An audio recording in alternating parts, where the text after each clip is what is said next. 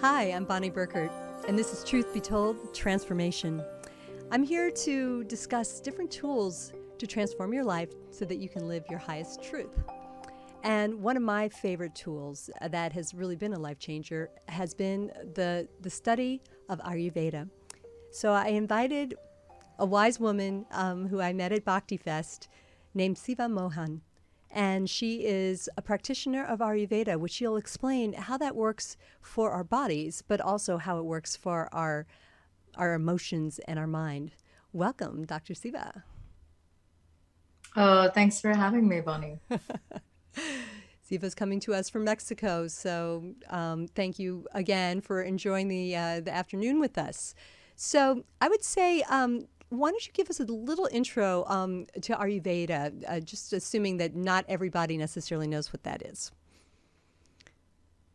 Yes, and it's one of the most challenging things to define, actually, right? It's a science, it's an art, it's a natural healing system, but it's also an awareness.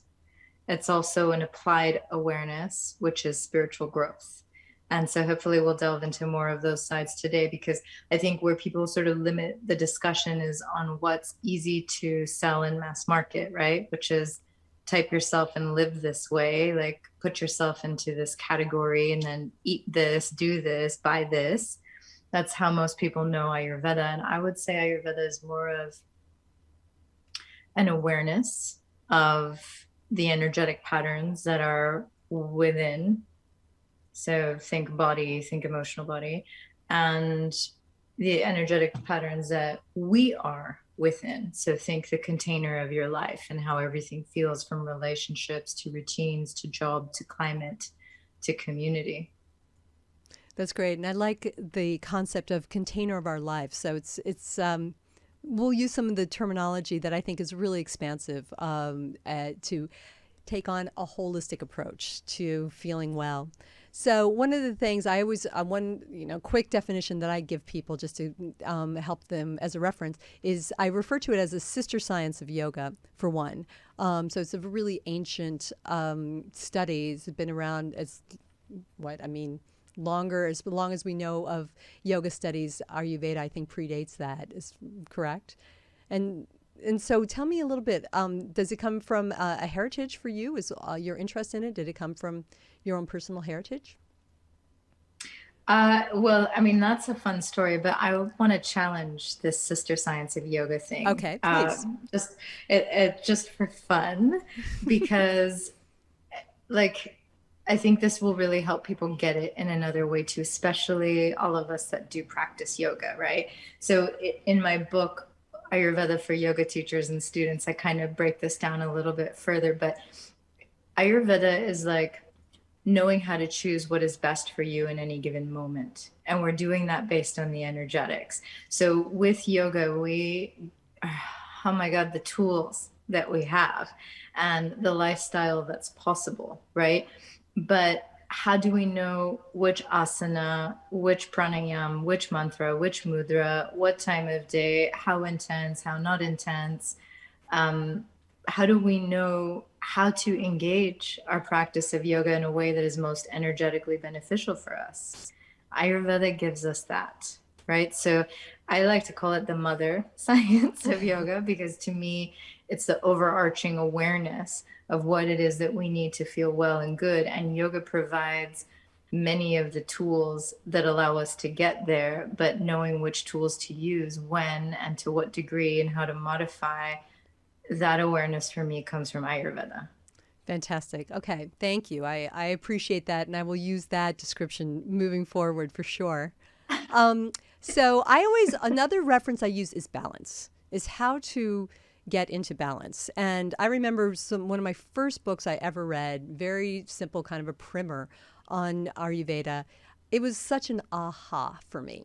Something as simple as, it's cold out, we don't want to eat a crisp, cold, raw green salad, and we're told that that's good for us, but at certain times of the year, for certain individuals, in certain localities, it's not a good fit. Absolutely.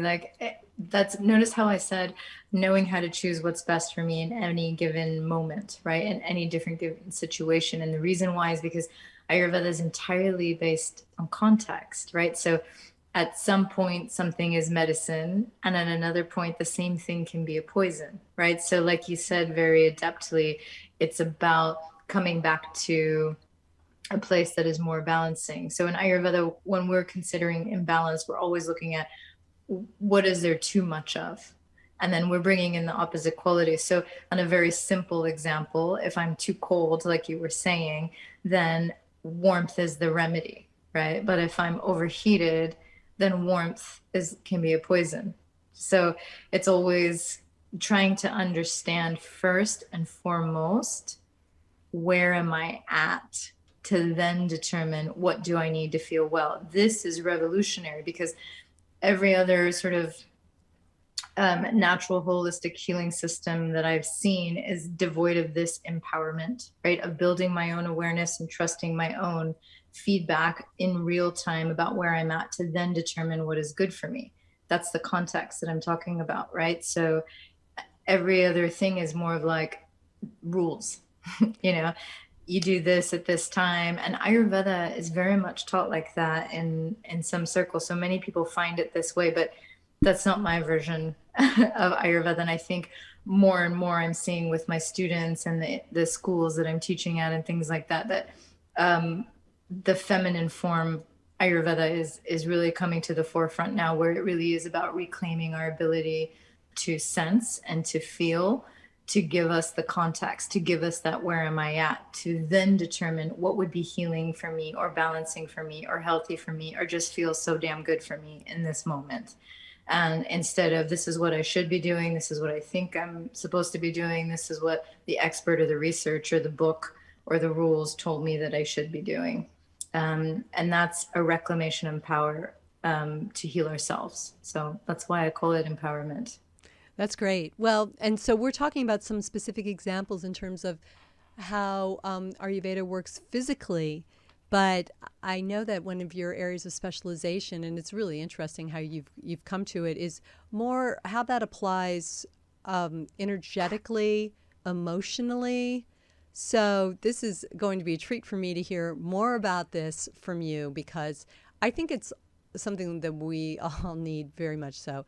Again, self-empowerment, listening, inner knowing, I guess would be the word that we'll use. So how do you guide us to understand this, Siva?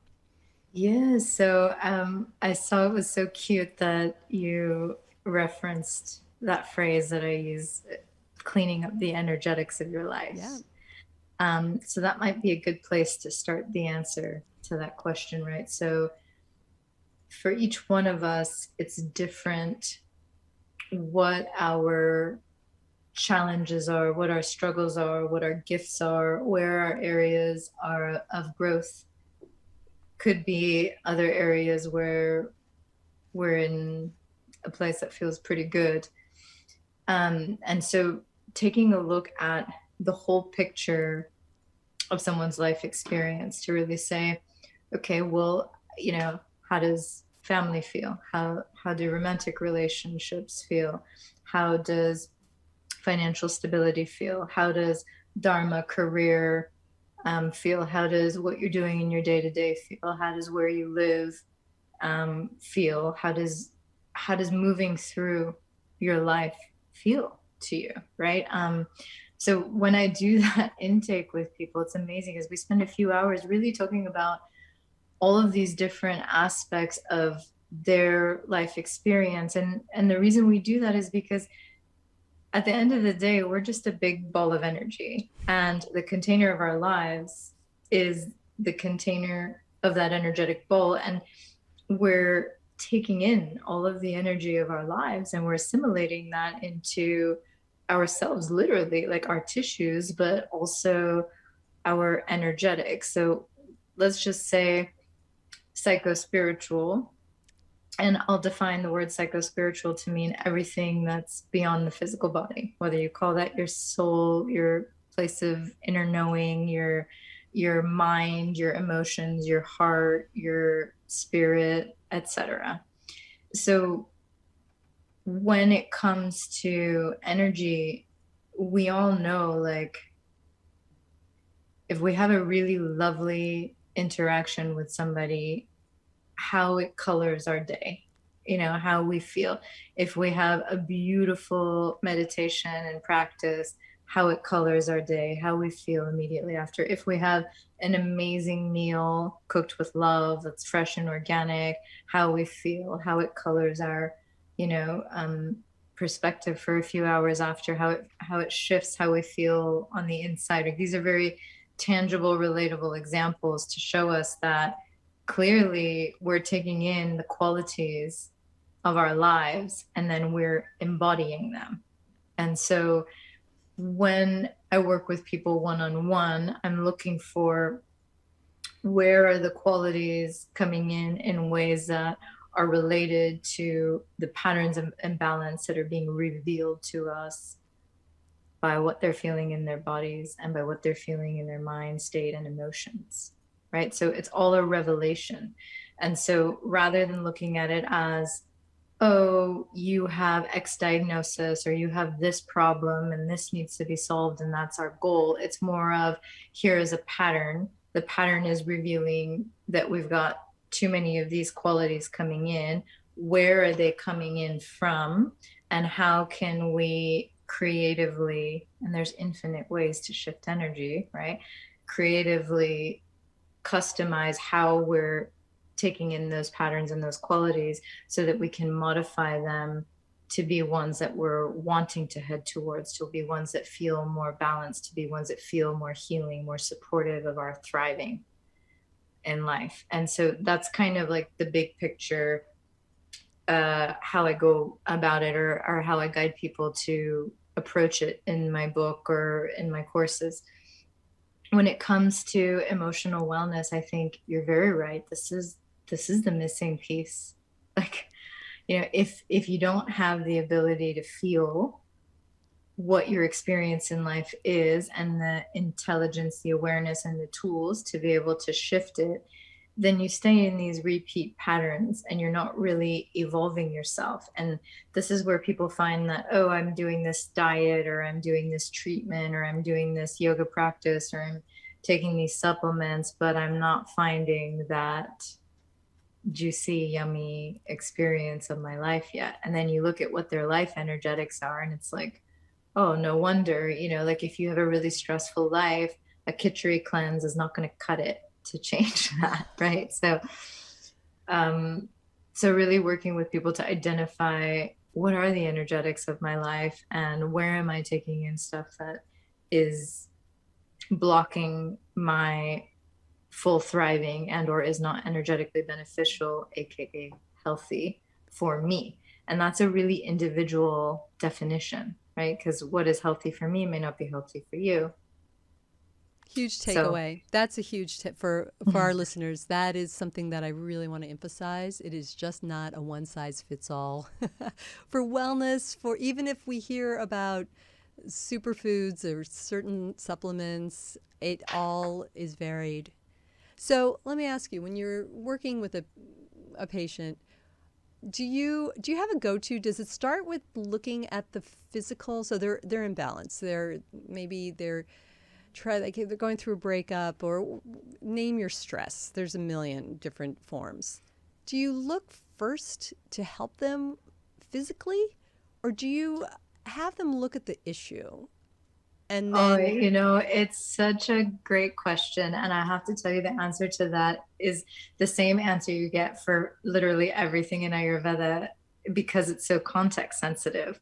It depends, right? So on the one hand, there are a lot of people who are so unfamiliar and so kind of new to this idea of having the power to shift the energetics of their life experience and even being in touch with what they feel and what the feedback is, that starting in a very physical place is a great starting place for them, because they don't have as many blocks to that. It feels more familiar. And I can start with digestion, which Ayurveda, I would always start there. And even in my book, I always say, like, start with the gut and your heart. So what I mean by that is start with digestion when it comes to the physical plane, because it's probably the system that gives us the most real-time feedback about what's going on. And then interestingly, the digestive system is a portal through which everything in the psychospiritual realms of ourselves and non-physical comes into the physical. And this is why we all have our sort of gut response to stress or a big emotion, right? And we know this.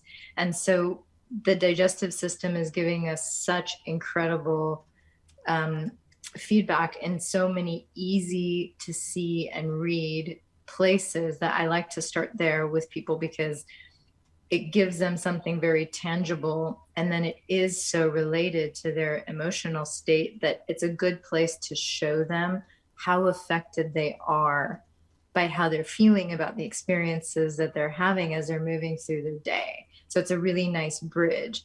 And then I say start with the heart, meaning the emotional body, and understanding what feelings you're having, what unmet emotional needs are being revealed by unpleasant feelings, how to identify your unmet emotional needs and to express them, and to come into a place of ultimately alignment where you're, or some people call it congruency, where you not only think well about a decision you're making, but you feel good about it, right? So the emotional body and the mind are in the same place, kind of aligned behind the choices that we're making. So those are some of the key things I work with people on in the emotional stuff. Just like some of the key things I would work on in digestion is like in keeping a nice, strong, supported digestive capacity, learning about what foods would be really a good fit in different times, depending on what their particular patterns are. It's the same thing that we're doing in emotional digestion almost, right? So I would say definitely the starting place is that, and a lot of people do better with starting in the physical, but I tend to attract a lot of people who are already been living yoga lifestyle for a while, who have already gone to Ayurveda school and are ready. Like this is the missing piece for them, as a psychospiritual, and they want that. Like there's no one else to guide them as to how to feel incredible in all areas of your life. It's so segmented, our approach to everything.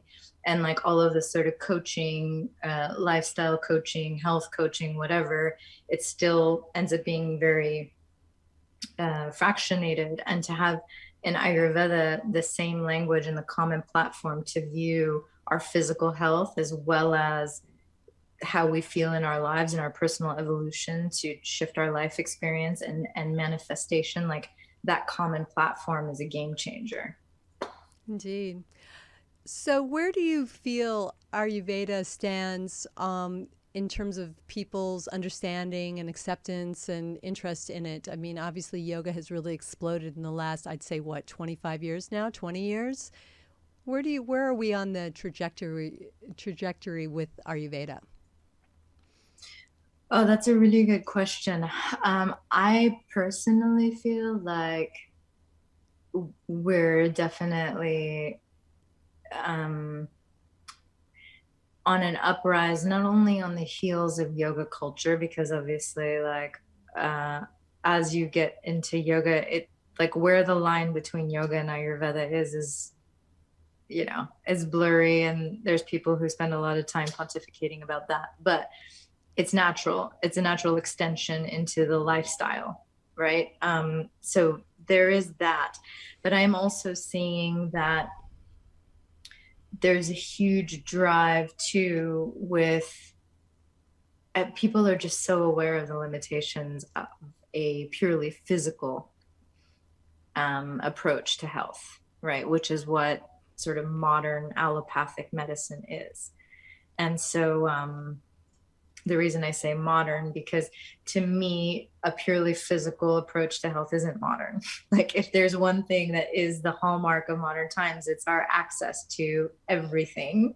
And so to me, my definition of modern medicine is one in which we are curating the right tools and customizing that for what our healing and what our path is, based on that internal real-time feedback, right? And that may include some allopathic tools, and it may include, Reiki or chiropractic or this, that, or the other. But with Ayurveda, we're looking at the deeper underlying energetic patterns. And so we can tap into any one of those and understand the energetics behind them and still have that common platform to see how all of those tools are coming together to move us forward to the energetic patterns that we're looking to head towards. So, yeah. No, there's much to know here, and I'm thinking about the energetic patterns, and I'm thinking about, well, if I were to do a session with Siva, what would I ask about right now? And I'm inclined to I want to ask about women as they mature, and I think one of the reasons that I ask this is because I took a very specific course on Ayurvedic studies that was for women, that was meant for women, women's health, women's wellness. And I see so many of my friends, they're so hard on themselves and they don't feel well at certain times of the month. And I just think that this is, I want, of course, I want this talk to be for men and women in general, but I really do know firsthand that you probably have some beautiful suggestions that you could offer. Well, I think the key thing in women's wellness does actually apply to men very much so. And that is like an acceptance and awareness of the cyclical nature of the experience. I like that. Right? Yeah. So I feel like for us here, like being raised in the United States, for me, I've very much so had a linear perspective or approach to things. It's, here is the goal, and here are the steps to the goal, and here is when I get to the goal. And from there, it's only going to keep going to the next goal, and then the next goal, and then the next goal. And the growth was taught to me as a linear process. And similarly, I think with our emotional wellness, with our imbalance, even, it's not a linear experience, it's cyclical. Everything is phasic. And so to be able to chart and see the patterns and the cyclicality and to know the context, right? That thing I keep saying of where am I at? What do I need? Like part of that definition of where I'm at includes that context of like, where is the moon? Where am I at in my menstrual cycle? Where am I at in my greater fertility? What are my emotional needs? What are my energetic needs based on that? How does that greater context tell me about how I need to interpret what my experience is today? And right? Globally, I mean, the sort of collective, right? You tap into that potentially. I mean, yes. I feel like we have been. Even today I was talking with, it came up with a few clients about, I ended up making an IG reel about it because it came up with like 3 different people about their sexual desire for their partner waning, and this like evoking a fear of like, oh my God, is this the beginning of the end kind of thing? And thinking like, oh, we need to keep our sexual desire for each other kind of like heading in a certain way. And even in something like that, to accept the cyclicality and to learn what are the levers that allow us to go in this way, and what are the levers that bring us down here. Same thing as a circle, I could present as a wave, right? So, once you learn, these are the things that bring me up and these are the things that bring me down. So in this example of sexual desire, like really understanding that it's connection, intimacy, vulnerability that are the levers that bring us up to naturally having desire for somebody. And it's, it's the opposite. It's disconnection and internal conflict and not feeling supported that bring us down. Like once you understand the levers of any cycle that you're experiencing, whether that's this example of a sexual passion for your partner, or, how your poop is, or your monthly cycle, it gives you that context and it gives you the power to be able to oh, here's where I am. Okay, this is what I do if I want to shift that. There you go. I think it's beautiful. And my default, I shouldn't say default, but I still kind of want to go back to the physical though. So if we've Yeah, got, please. if I can, no, just because it's personal fascination, and that's probably the level that I know it at. And I know that you mentioned that you love working with plants as well. So Yeah. there's the herbology, right? Herbalism Yes. aspect of it. So if we're talking about passion, right? So you just brought up an example of a maturity in a relationship, perhaps passion wanes. Yes, I understand. We need to look holistically, but I'm going to challenge you a little bit. Are there some yummy herbs that can Yeah, help? of course. And not only that, but like, so let's say we have a fire in the room. We're gonna want to come at that fire in a few different ways, right? So I'm not just gonna say, oh, let me throw a blanket on the fire or water, right? Like I'm gonna do a few things. I'm gonna open the windows, I'm gonna cover the fire, I'm gonna maybe call the fire department, who knows? But I'm gonna come at it from a few different ways to fully attend to and resolve the fire, right? And it's the same in Ayurveda. So let's say the issue is passion, and I like low libido is a very common thing for maturing women. And you were asking about that, right? So, okay, yes, like we do want to look at that one aspect and the emotional side of like the connection, the intimacy, the vulnerability, and all of the myriad things that we can do to improve that or shift those patterns to make it feel emotionally well to connect with, right? But then what about the fact that, oh, there's low ojas? Low ojas meaning like life force reservoir for everyone who's not familiar with ojas, right? How do we feel juicy and sexy and fertile? Fertile meaning like for creation, not necessarily babies, when we're depleted and we have low ojas. It doesn't happen, right? And so, okay, like that's another whole realm of attending to resolving that problem of really understanding like what are the inputs and the outputs, where is the life force reservoir being depleted unnecessarily, what are things we can do to rebuild that ojas, which naturally rebuilds the juiciness. No, it's great. Then we want to look at, like you were saying, like, oh, what can we do on the physical level, right? So even when it comes to our diet, our nutrition, our routine, our sleep, these are so important because the sleep is going to affect the rejuvenation and the restoration of the tissues and that building of ojas. So if we don't have great sleep, it's very hard to not be in a certain place of not regenerating. Like that's when all the housekeeping is done in the house. So, okay, then we might need to address that. Or let's say we're looking at somebody who's in chronic inflammation and pain and uncomfortable in their body. How the hell are they supposed to feel sexy, right? So, okay, then we have to address that. And if it really is truly just an issue of everything else is feeling great in the physical body, we've got good sleep, we've got good digestion, those are like food, sex, and sleep, those are the three pillars of health in Ayurveda, right? So if the food pillar is looking good and the sleep pillar is looking good, and we really are truly just dealing with the sex pillar, and let's say this is somebody who's happy in their lives but they're going through hormonal changes and like they're perimenopausal and they're like, hey, what's going on here? I don't know.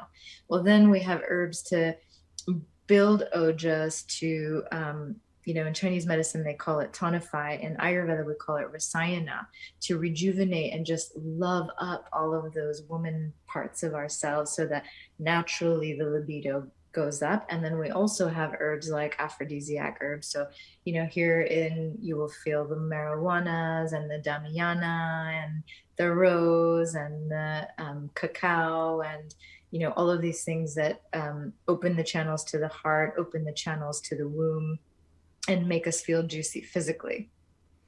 These are some great suggestions. I like it. Thank you. And can we talk about, the concept of ojas is very important as it applies to, I think, everybody that are spending way too much time probably watching our show on YouTube, for example. How long have you been sitting here until you've discovered the show? So I'd love to further talk about just the stressful state due to the digital consumption and what we can do and what you're doing and how to just feel well in that department, despite what we have to do. I mean, we all have to spend hours and hours in front of the computer or on our phones. So help us. Yes, I mean, I think that's a really great question. And so again, if we're putting this into that classic sort of Ayurveda model, it's that, where am I at? What do I need? And so looking for, how do you know the signs that you've got too much digital time, you've got too much screen time going on, right? Like your eyes hurt, you have this dull headache, you've got neck pain from looking down at your phone, your hands are hurting from, holding and clicking. Notice these signs. They're obvious, right?